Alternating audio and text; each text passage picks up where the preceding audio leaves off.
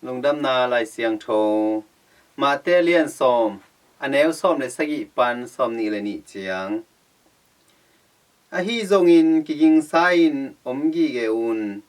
bang hang hiam chi le Amaute in te zumah hong tun ding ua kikhopna in sungah te hong sa ding u hi Keima min hangin gam ukte le kumpite mai-ah te hong kipuak ding hi bangin te in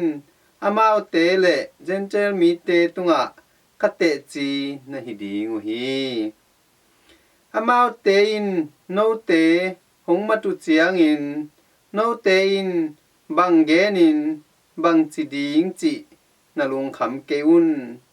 na gen ding u thute tua hun ciangin na thei ding u hi bang hang hiam chi le thugen ding te na hi ke u a na pau Kha Siangtho in te tungtawnin thu again ding a hi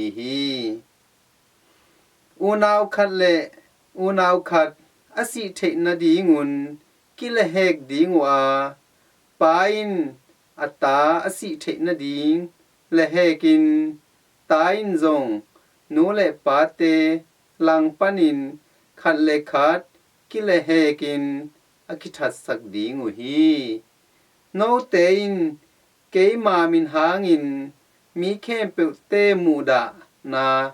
thuak ding u hi a hi zongin atop dongin akipte in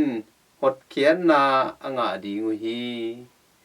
hin to pa Lungdamna Lai Siangtho a hi Christu to pau na tunga phan naum ta hen